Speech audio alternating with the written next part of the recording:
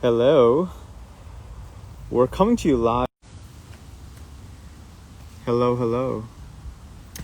So I want to talk to you about, we want to talk to you about a topic that feels really near, dear, and potent, which is leadership, both in a personal leadership sense, from a business perspective, leadership in relationships, leadership in terms of our health, leadership in terms of how we feel, our mind, leadership in terms of our emotions, leadership in terms of, the food we eat, the practices we keep, literally the habits we embody. Like everything we do is really a combination of the masculine essence and the feminine essence. And when we overcorrect in one of these areas, that's usually when trouble begins.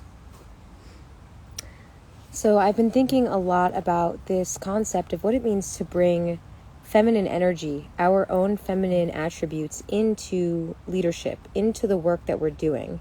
And why is that even important in the first place? So as Ani said, it's important that we strike a balance between our own masculine and feminine attributes or qualities. And so in action, a lot of times when you're exercising masculine energy, then you might notice that you're analytical, organized, directive, structured, direct, penetrating, and these are amazing qualities. This is what really brings projects to completion. This is what allows us to contribute to birthing things in the world, because our projects do require organization, analysis, structure.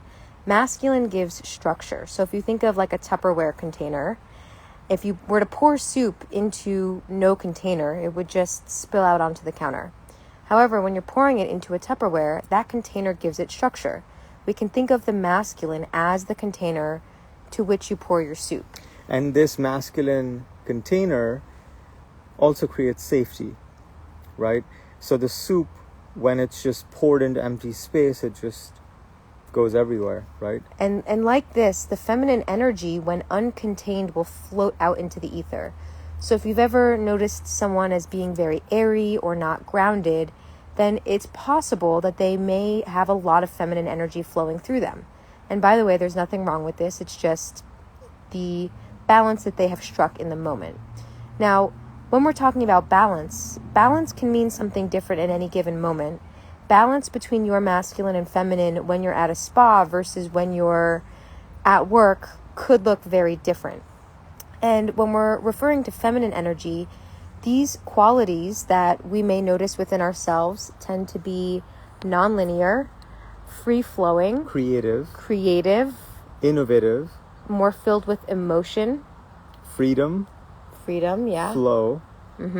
Right? The feminine energy is the creative life force of the planet, of every single person. It's what allows life and literally anything to be created. So if you're an artist of any sort, or if you have any kind of artistic expression in your life, in what you do, that's an expression of your feminine essence. That's that creative aspect, that exactly wisdom as well. And so for all of those aspects of the feminine to really shine forth, there needs to be safety created by the masculine aspect, right? The Tupperware container containing the soup, because without that, it would just go all over the place. Think of how safe you feel when you receive a really warm hug from someone and they just hold you in it and they don't let you go. And at some point, you eventually melt into their arms. This is like masculine containment. It's not constriction, it does contain, meaning there are bounds and boundaries so that we're not floating out into the ether, but we know exactly what realm or what parameters to play in. And that can be useful on work projects, in relationships, in everything we do in life. So let's talk about what happens when you go off into one end or the other. So when you are really into the masculine essence, when you're really overcorrecting in your masculine, that manifests as a lot of hustle, right? A lot of burnout, a lot of stress, a lot of pushing, trying to figure something out, because you need to essentially make progress. You need to travel in some way away from where you currently are, right? That's that directive force. And when we do that, when we spend a lot of time in that state, our bodies are experiencing a lot of stress. Our bodies are constantly revving up at high RPMs. And exactly, it's also like the anima concept of Jung. You end up feeling a little burnt out. You end up feeling a little tired and exhausted. Or a lot. Right? And you've experienced this as a woman. As a woman, when this happens, do you want to actually talk about what that looks like? Yeah, so burnout is common for a lot of people. And in fact, here in Western culture, we are taught to value achievement, going, doing, output, productivity. And in fact, a lot of us tie our sense of self-worth to what we produce and our outputs, how much money we make, the kind of car we drive, etc. So this is when the masculine energy is overdeveloped, meaning that it doesn't have balance from the feminine energy. And that means not from a woman necessarily, but from our own feminine qualities within. Now, what this looks like in practice when there is an overdevelopment of masculine energy is there is burnout. There's exhaustion. There's a lot of stress, anxiety. There may be depression. What also happens is we experience a shift in hormones, a shift in sleeping patterns, a shift in digestive patterns. For women, this can also really greatly affect our cycles and how we menstruate. And so this can also come through in various physical and stress-related ailments and dis-ease. And so when we're looking at things like high blood pressure or ailments that are caused by undue amounts of stress, a lot of times our masculine can be in an overdeveloped state. And this is true for men as well, right? Constant high levels of stress leading to anger, irritability, leading to physical issues like weight gain. And, all of this for men, because culturally it's not as socially acceptable to express emotions, to feel emotions, men hold it in. But what they express is that rage, it's that anger, it's that annoyance, it's that irritation, and usually comes out at someone. And so if you look at society right now, you look at what's happening at a racial level, at a pandemic level, at a financial level, we're seeing what a world that is overcorrected into the masculine looks like. Because all those repressed emotions are coming out at one another, at the other, right? At someone who looks different. And that means there's someone else. There's a separation between who I am and who this person is. And I can project my shit at them. So what do we do about all of this? It can sound really nice and noble to say, oh, we just have to bring in more feminine energy, more of our own feminine energy. How do we, in practical terms, strike balance? Well, the first thing here is, one, understanding whether we within ourselves as individuals feel an independent sense of safety. That might sound like a silly thing to think about because maybe we say, oh, I'm safe, I have a nice house, I have a car, I have a family who loves me. And sure, perhaps we're physically safe and that's not something we need to worry about. However, if you stop to think about whether or not you feel deeply emotionally safe, meaning deeply safe and held and secure in expressing your emotions, in saying what comes to mind and heart to the people that you want to say it to, in feeling seen, heard, and understood, in feeling okay to be yourself with all of your quirks and nuances and desires and kinks and fantasies and insecurities and fears. So a couple of questions you can ask yourself. Do I feel okay to be me? Just as I am, right? Exactly as I am, exactly how I look, exactly how I talk, exactly how I act, exactly how much money I make, exactly how much I exercise or don't exercise or what I eat. Can I just feel okay being exactly how and what I am, right?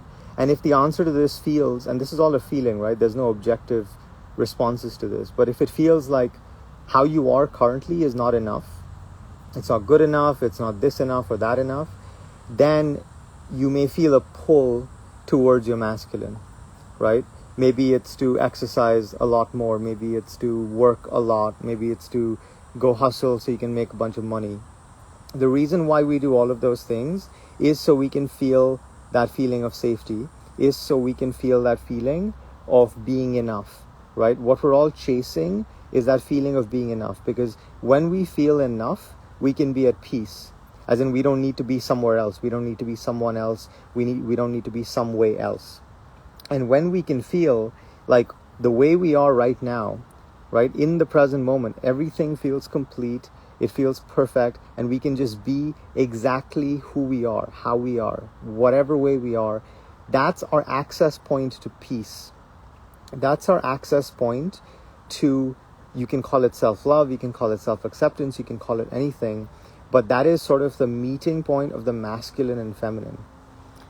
And so when we look at, okay, how do we practically bring in more feminine energy to balance our own masculine energy, who, for good reason, may feel like it needs to compensate to keep us loved, to keep us respected, to keep us validated and approved of, right? So I want to just underline that there's nothing wrong if you have been in a sense of masculine overdrive, or if you've been going, doing, achieving, trying to prove yourself, trying to win love.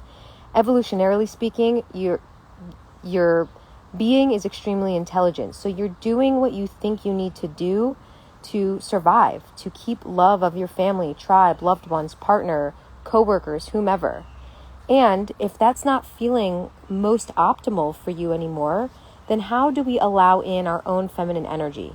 So one, it's creating that space to feel expressed, even if that's not in front of anyone. That might be in a journal. That might be in a voice notes recording. Allowing whatever's in there to come out. I work with a lot of clients in using breath, sound, and movement to move energy through the body.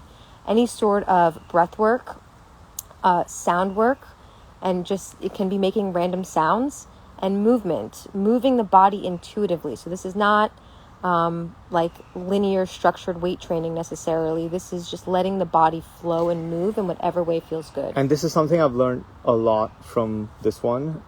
She is, like, in many ways the queen of non-linearity. And she's inspired me actually to introduce non-linearity in other parts of my life. So if there's a part of your life where you really feel linear, break that linearity. That's how you create more feminine energy, regardless if you're a man or woman. So if you brush your teeth, very stoically looking at the mirror, just trying to wake up, dance when you brush your teeth, right? Make it fun. If you eat the same things every day, or mostly the same few things every day, try something different. Like, go buy a bunch of things at the grocery store that you've never seen, that you've never tried, and try to make something. With your workouts, if you follow a routine and you do, strict, rigid, linear movements, do something that feels different. Do something that feels more flowy. And this can also be with emotions. If you keep your emotions locked and neatly in a box and compartmentalized and compressed because, no one needs to see that shit, well, maybe show some people what that shit looks like and express yourself. And of course, do so in a way that feels safe and comfortable for you, in the presence of people that can hold space for you. And when you're also feeling resourced, to allow yourself to be seen and held in that way. And the flip side also, is true for some people, where there's an overcorrection in the feminine and where there's an absence of structure. There's an absence of direction. There's an absence of grounding. And that can just feel very chaotic, right? That can feel like just so much stuff happening all the time, and there's no real direction. There's just a constant churning from, one part of the ocean to another. And for people who are in that situation, is there anything you would advise, Lee? So adding some linearity and structure to your life, even if that's something as enjoyable and as feminine as a delicious morning routine. So having a bookend on your day can create some structure and linearity. So whatever sorts of morning routines feel good for you, whether that's journaling, taking a shower, stretching, and then having something at bedtime too. So you're starting to create these containers for yourself throughout the day so that you feel safe and contained in your own being, meaning you won't necessarily have to depend on someone for it. You can create that sense of safety within yourself. And if every human being just learns to do this, this idea of creating a container for yourself. So your body is one example of a container for your self, right? Your self is basically pure consciousness being refracted in this space of, body, which is an intersection of time and space, which is why we have this sense of, the past, the present, the future. So can you create a container for yourself, right? Whether it's with certain habits, certain practices, certain just routines that ground you. Maybe it's working out every single day. Maybe it's having a space to, share gratitude and express gratitude for the things in your life every single day. And so these are some great basics to allow more structure into your life. Now, when we're talking about feminine energy as well, and we think of feminine energy in leadership, how do we bring this into the work that we do? As entrepreneurs, as people who work for companies, as people who raise families, how do we allow that nurturing, loving, supportive, feminine energy in? That all starts with us right here at home. And so as within, so without, as above, so below, as Ani likes to say, everything's an inside job. Meaning, if we want to see more feminine energy in how we show up to work, we've got to bring that sense of love, compassion, and nurturing to ourselves, which can sometimes feel like the hardest thing to do. So when we have that conflict with a partner or with a family member, is there a space for some self-compassion? Maybe we didn't show up the way we wanted to, or maybe we're feeling really angry and betrayed about something. Is there a place for us to hold our inner child, as if you're holding the 5-year-old version of yourself in your arms? Right. And you're saying, oh, it's okay. Baby girl or baby boy, I got you. Everything's going to be okay. You are so loved. You are so supported. I love you. I got you. We're good. And in fact, just taking a minute, just 1 minute to allow yourself to rest in that space of loving yourself, of holding yourself and saying, hey, it's all good. That tub of ice cream you ate last night, it's all good. That, sales call that you completely bombed because you were not in a good mood, it's all good. All those things that were supposed to happen but they didn't, or all those things you needed to do yesterday on your to-do list but you didn't, it's all good.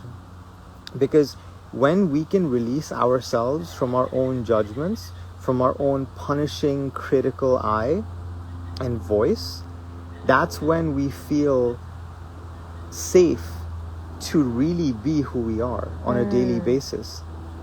And when we feel safe to be who we are, we start to trust ourselves. It may seem odd to think that so many people are walking around with no trust for themselves whatsoever. No trust for how they can show up or what they plan to do or accomplish.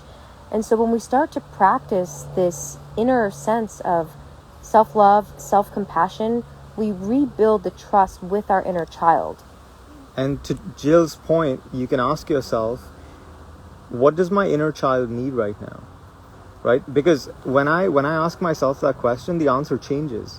Because in the morning, it needs structure, right? It wants to wake up and feel like it's grounded, it's safe, there's some structure, there's some form. Middle of the day, if I'm having a challenging day, it might just want to hug. It might just want to be held. I should say he probably, right? Not it. My inner child is actually a puppy, guys. So true. And so asking those questions like, hey, what is it that I need right now? What is it that my inner child needs right now?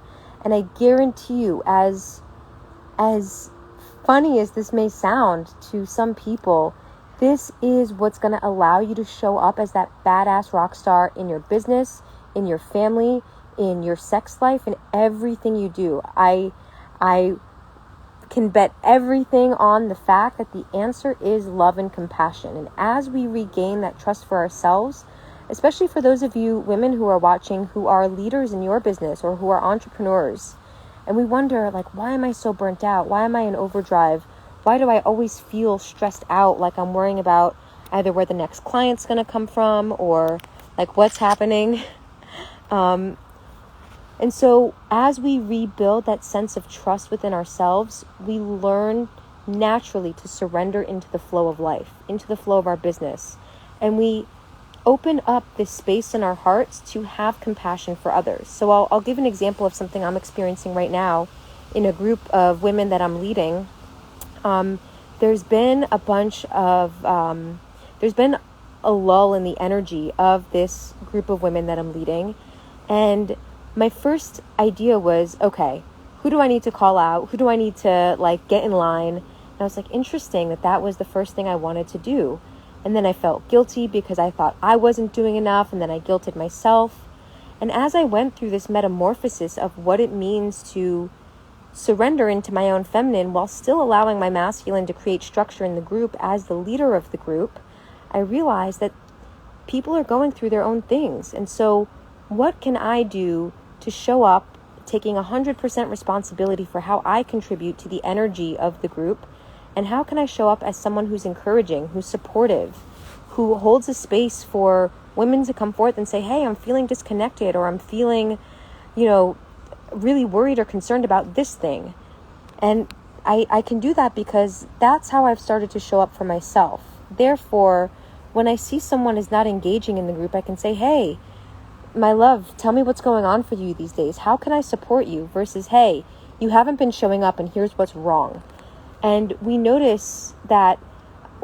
notice that how we want to respond to other people is typically how we first respond to ourselves. So if we want to guilt someone out, we typically guilt ourselves out. If we want to shame someone, we shame ourselves. If we get angry with others, we typically get angry and punish ourselves. And so we can use any organization we're a part of, any relationship we're in, as a mirror for us to see, okay, how am I showing up in relationship to myself right now? Because if I want to create a different result outside of me, in this business, in this group, then what is it inside of me that may want some attention and some shifting? And so this is a practice that you can just take with you. Just ask yourself a few times a day, what do I really need right now? And when you notice emotions coming up that are being directed at someone else, notice where that's occurring inside yourself. Knowing where the war is playing out within yourself, and notice what that war inside you needs, right? Maybe it's just withdrawal of judgment and shame. Maybe it's just a little bit of self-love and compassion. Maybe it's a little bit of attention and presence with yourself, right? But the thing is, when we can give ourselves the things we need, when we can meet our own needs, then we're so much better equipped to be leaders for other human beings in the world. We can give them the best aspects of us. We can give them our purest and most loving and compassionate presence and attention.